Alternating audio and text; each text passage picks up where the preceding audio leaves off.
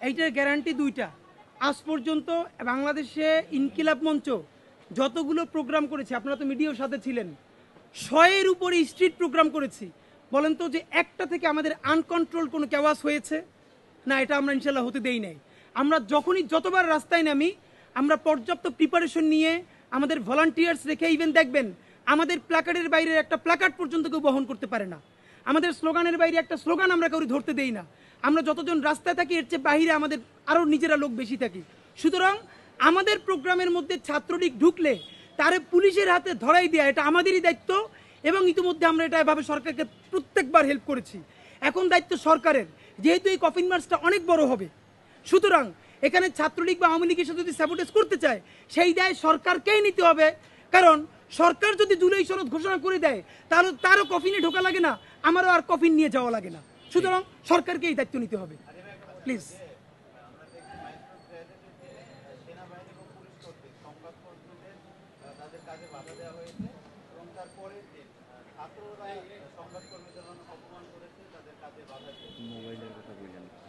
ভাই আপনাদেরকে একটা দুটো কথা বলি, কেউ মন খারাপ করেন না। হ্যাঁ, গণমাধ্যমের ভাইরা মন খারাপ করেন না। আগে এদের গণমাধ্যম কর্মীর কথা বলি। এখন দেখেন গণমাধ্যমের তো দুইটা প্যাটার্ন, একটা হলো টিভি মিডিয়া, যেটা এটা দেখলে বুঝে যায়, অথবা মূলধারা। কিন্তু এখন সবার হাতেই একটা মোবাইল। আসলে সে কোন গণমাধ্যম করবি, না ইউটিউবার, না ফেসবুকার, এটা বোঝা অনেকের জন্য খুব দায় হয়। ধরেন আপনারাই এখান থেকে কেউ যারা সবাই মূলধারার এখানে আছেন, আমার এমন একটা অবস্থায় মোবাইল করতে শুরু করলেন, এখন আমি তো জানি না আপনি মূলধারা, আমি তো রিয়েক্ট করবো ভাই। এখন প্রধান কাজ হইল যে কোনো বিপদে ওইখানে মানুষকে বাঁচানো।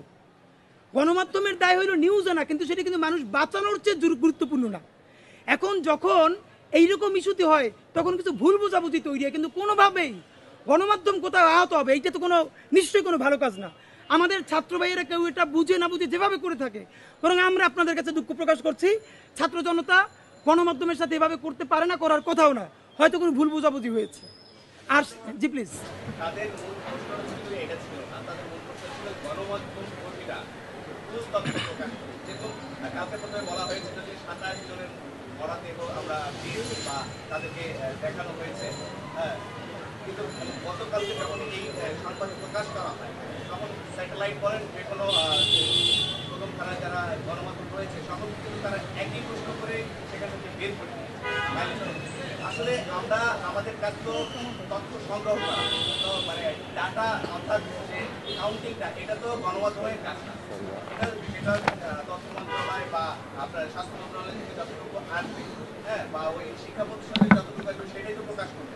কিন্তু তাদের ভিতরে এই ভুল কিছু তথ্য হয়তো কেউ প্রবেশ করিয়ে দিয়েছে, বা এখানে হয়তো এই কোনো দেখা যাচ্ছে ছাত্রলীগ বা যুবলীগ বা এই ধরনের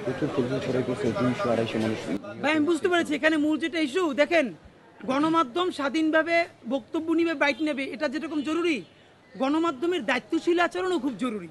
দেখেন, গণমাধ্যম ধরেন একজনের একটা কথা শুনে কোট করে নিউজ করে দিল 150 মারা গেছে।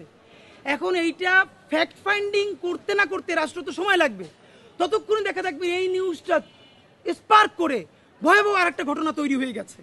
সুতরাং আমার যেটা মনে হয় এটা রাষ্ট্র পারবে না, প্রত্যেক গণমাধ্যমেরই নিজের দায়িত্ব যে কত দ্রুত সংবাদ যেরকম প্রকাশ করা যায় এটা যেরকম জরুরি, সাথে সাথে কতটা বেশি নির্ভুল এবং দায়িত্বশীলতার সাথে করা যায় এটাও কিন্তু জরুরি। শেষে একটি সুষ্ঠু, নিরপেক্ষ ও গ্রহণযোগ্য নির্বাচন।